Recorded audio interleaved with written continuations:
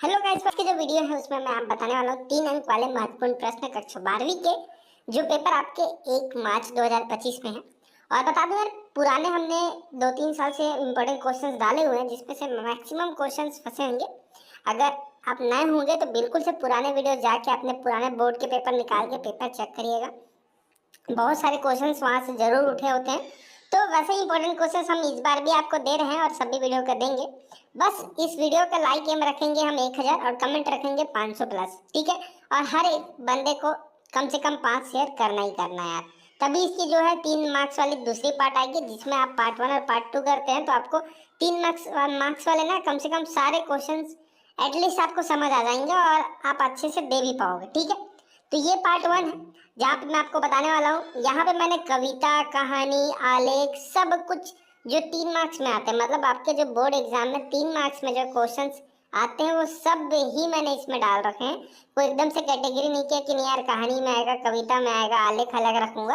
तो इस पर मैंने सारे कर दिए हैं। इसके पार्ट 2 भी आएंगे, लेकिन आपको यार जो चैलेंज हमने दिया रखा है ना वो कंप्लीट करना होगा। और नए होंगे तो व्हाट्सएप ग्रुप में जुड़ जाना, लिंक आपको डिस्क्रिप्शन में मिलेगा, क्योंकि वहाँ पे मैं एंड टाइम पे इंपॉर्टेंट क्वेश्चन या इंपॉर्टेंट टॉपिक कुछ अगर मुझे अपने टीचर से मिलता है तो मैं आपको जरूर देता हूँ। तो ठीक है, यहाँ पर पहला जो क्वेश्चन है वो है देश काल और वातावरण का कहानी लेखन में किस प्रकार आवश्यक है। दूसरा है कविता की रचना में शब्द चयन का क्या महत्व है। तीसरा है महंगी होती उपचार व्यवस्था पर आलेख लिखिए सर। चौथा है भाई शहर में बढ़ते अपराधों का एक रिपोर्ट लिखिए, ठीक है। कविता के किन उपमानों को देखकर यह कहा जा सकता है कि उषा कविता गांव की सुबह की गतिशील शब्द चित्र है। और विलप रव से छोटे ही शोभा पाते पंक्ति में विलप रव से क्या तात्पर्य है। चार्ली हमारी वास्तविकता है जबकि सुपरमैन स्वप्न। आप इन दोनों में खुद को कहाँ पाते हैं ये आपको बताना है, ये बहुत ज्यादा इंपॉर्टेंट है। आदर्श समाज की 3 विशेषताएं लिखिए। करुणा के लिए जैसे भविष्य उज्जवल होता है वैसे ही वृद्धों के लिए अतीत। लेखक द्वारा ऐसा कहने के पीछे क्या आशा है, ठीक है। तो नाटक लेखन से आप तथ्य क्या महत्व है। युवा वर्ग को लुभाता प्रदेश पर आलेख लिखना है। कविता में बिंब और छंद के महत्व समझाइए। नशे से बढ़ती प्रवृत्ति पर एक विचार लिखिए। जहाँ पर दाना है वहीं नादान भी होते हैं, कवि ने ऐसा क्यों कहा है। कविता और बच्चों को समांतर रखने के क्या कारण हो सकते हैं। कहानी के किस किस मोड़ पर लुट्टन के जीवन में परिवर्तन आया है। नाटक लेखन का तथ्य का क्या महत्व है। कविता में बिंब और छंद का महत्व बताइए। परचेजिंग पावर का आप क्या समझते हैं।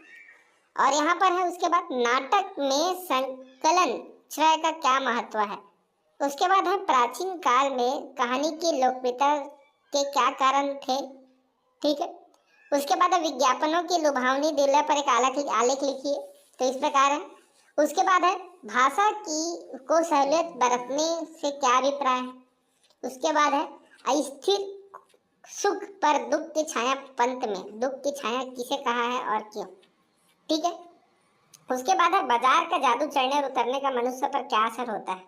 ये है जैसे कि यार कोमल और कठोर दोनों भाव किस प्रकार गांधी जी, ये क्वेश्चन आधा है लेकिन इसको आप बना सकते हो कि गांधी जी को कैसे बने या क्या था ये। उसके बाद है संपादन के 2 प्रमुख उत्तरदायित्व का उल्लेख कीजिए।